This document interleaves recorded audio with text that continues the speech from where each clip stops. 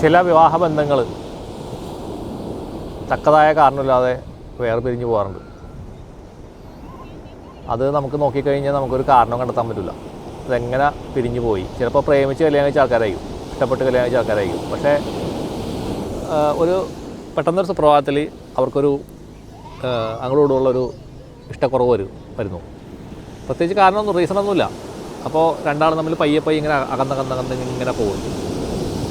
അപ്പോൾ അതിൻ്റെ പുറയിൽ ഇതേപോലുള്ള കാര്യങ്ങൾ ഉണ്ടാവാറുണ്ട്. ഞാൻ പല കേസുകളിലും ചെയ്തിട്ടുണ്ട്. ഇതേപോലുള്ള വിഷയങ്ങൾ മാറ്റി കൊടുത്തിട്ടുണ്ട്. നമ്മുടെ മഹാകാളി ഹീലിംഗ് കൂടി സാധിക്കുന്നത് അതാണ് നമ്മുടെ ഈ പറഞ്ഞ വശ്യപ്രയോഗം. ഇപ്പോൾ കല്യാണം കഴിഞ്ഞ് ഒന്നിച്ച് ജീവിക്കുന്ന ആളുകൾ, ഭാര്യ ഭർത്താക്കന്മാർ, ചിലപ്പോൾ അവർ തമ്മിൽ ഇഷ്ടക്കുറവൊന്നും ഉണ്ടാവില്ല. പക്ഷേ ചിലപ്പോൾ കുറച്ച് നാൾ കഴിയുമ്പോൾ ഭാര്യ ആണെങ്കിലും ഇനി ഭർത്താവാണെങ്കിലും ചിലപ്പോൾ വേറെ ചില ആളുകൾ, അതായത് ഇപ്പോൾ വേറെ എന്തെങ്കിലും കാരണങ്ങൾ കൊണ്ട് ഭർത്താവായിട്ട് തല്ലുപിടിച്ചിരിക്കുന്ന ഒരു ഭാര്യ, അല്ലെങ്കിൽ തിരിച്ച് ഭാര്യയായിട്ട് തല്ലുപിടിച്ചിരിക്കുന്ന ഭർത്താവും ഇഷ്ടക്കുറവ്, അല്ലെങ്കിൽ ഒന്നിച്ച് ജീവിച്ച് പോകാൻ ബുദ്ധിമുട്ടുള്ള ആളുകൾ, അപ്പോൾ സ്വാഭാവികമായിട്ടും അവർക്ക് ഒരു എവിടെ നിന്നെങ്കിലും ഒരു സ്നേഹം, ഒരു പ്രണയം അവരാഗ്രഹിക്കുന്നുണ്ടാവും. ചിലപ്പോൾ അവരുടെ ഓഫീസിൽ ജോലി ചെയ്യുന്ന ഒരാളായിരിക്കും, അയാൾ മര്യാദയ്ക്ക് മനമര്യാദയായിട്ട് കുടുംബമായിട്ട് ജീവിക്കണവരായിരിക്കും. പക്ഷേ ഇവരുടെ ആ ഒരു കണ്ണ്, ആണായാലും പെണ്ണായാലോട്ടാ, രണ്ട് കൂട്ടരോടും പറയണം, കണ്ണ് അവരുടെ മേലിൽ പതിയാണ്. അപ്പോൾ നോക്കുമ്പോൾ അയാൾ നല്ല മര്യാദക്കാരൻ, നല്ല സ്നേഹമുള്ളവൻ, അങ്ങനെയുള്ളത്. അപ്പോൾ കമ്പാരിസൺ ചെയ്യണം, അയ്യോ ഇത് എൻ്റെ ഭർത്താവ് ഇയാളോട് എന്ത് വ്യത്യാസമാണ് എന്നൊക്കെ ചിന്തിക്കും, അല്ലെങ്കിൽ എൻ്റെ ഭാര്യയായിട്ട് എന്ത് വ്യത്യാസമാണ് എന്നത് ചിന്തിക്കുന്നു. അപ്പോൾ പയ്യെ അവർ അടുക്കാനായിട്ട് ശ്രമിക്കുകയാണ്. കാരണം എല്ലാവരും മനുഷ്യനും ആഗ്രഹിക്കുന്ന സാധനമാണ് സ്നേഹം, കരുതൽ, പ്രണയം, ഇതൊക്കെ. അത് കിട്ടാണ്ടാകുമ്പോഴാണ് ആൾക്കാർ വേഗത്തോട്ട് പോകണം, അല്ലേ? അല്ലാതെ കിട്ടി അത് സമൃദ്ധിയായിട്ട് ഇരിക്കുന്ന ഒരാളും പോകില്ല. നമ്മൾ നന്നായിട്ട് ഭക്ഷണം വീട്ടിൽ നിന്ന് കഴിച്ചു കഴിഞ്ഞാൽ പിന്നെ പുറത്ത് പോയി ആരെങ്കിലും ഭക്ഷണം കഴിക്കും, സാധിക്കില്ല. അതുപോലെ തന്നെയാണ് പ്രണയവും, അല്ലെങ്കിൽ ഇഷ്ടവും, അല്ലെങ്കിൽ ആ ഒരു കരുതൽ ഒക്കെ നല്ല രീതിയിൽ കിട്ടുന്ന ആൾക്കാരാണെങ്കിൽ ഒരിക്കലും അങ്ങനെ ചിന്ത ഉണ്ടാവില്ല. പക്ഷേ ഇങ്ങനെയുള്ള ആളുകളാണെന്ന് വിചാരിക്കും, ഈ മറ്റേ കക്ഷി പോയിട്ട് ഒരു ഇങ്ങനെയുള്ള കർമ്മങ്ങൾ ചെയ്യുന്ന ആൾക്കാരെന്ന് പോയിട്ട് ഇങ്ങനെ കാര്യമുണ്ട്, എനിക്ക് അയാളൊന്ന് സെറ്റാക്കി തന്നെ എന്ന് പറഞ്ഞു കഴിഞ്ഞാൽ അതിന് അവരുടെ ഏതൊരു മാർഗ്ഗമുണ്ട്. വശ്യപ്രയോഗം, അല്ലെങ്കിൽ കൈവിഷം എന്നൊക്കെ പറയുന്ന സംഗതികൾ. അപ്പോൾ ഇത്തരം കാര്യങ്ങളിലൂടെ ചിലപ്പോൾ അവർ എന്തെങ്കിലും വല്ല പഞ്ചസാരയോ അല്ലെങ്കിൽ അങ്ങനെ എന്തെങ്കിലും സാധനങ്ങളൊക്കെ കലക്കിയിട്ട് മാന്ത്രിക സംഭവങ്ങൾ ചെയ്ത്, എനിക്ക് അറിഞ്ഞുകൂടാ, അങ്ങനെയൊക്കെ ചെയ്തിട്ട് കലക്കി കൊടുക്കുന്നു. അത് കൈവശമായിട്ട് അയാളുടെ ഉള്ളിൽ ചെല്ലുന്നു. അപ്പോൾ ഇയാളുടെ ഉള്ളിൽ പെട്ടെന്നൊരു പ്രണയം അങ്ങോട്ട് പൊട്ടി മുളക്കുകയാണ് ഈ കക്ഷിനോട്.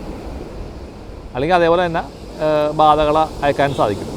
ഇതുപോലുള്ള ബാധകളുണ്ട്, ഈ വശ്യത്തിൻ്റെ ചില ആൾക്കാരുണ്ട്, അങ്ങനെ ആൾക്കാരെ പറഞ്ഞേക്കും. അപ്പോൾ അത് വന്നു കഴിഞ്ഞാൽ സ്വാഭാവികമായിട്ടും ഇതേപോലെ അവരുടെ ഉള്ളിൽ ആ വ്യക്തിനോട് ഒരു പ്രത്യേക ഒരു താല്പര്യം, ഒരിഷ്ടം, പ്രണയം ഉണ്ടാവുന്നുണ്ട്.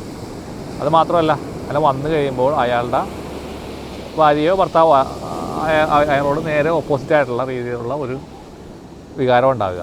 അപ്പോൾ ഇയാളെ കാണുമ്പോഴേക്കും ഭയങ്കര ദേഷ്യമായിരിക്കും. അത് പാർട്ട്ണറെ കാണുമ്പോൾ ഭയങ്കരമായ ദേഷ്യം, അയാളെ ചീത്ത പറയൽ, ബഹളങ്ങളൊക്കെ ആയിട്ട് അങ്ങനെ പോകും.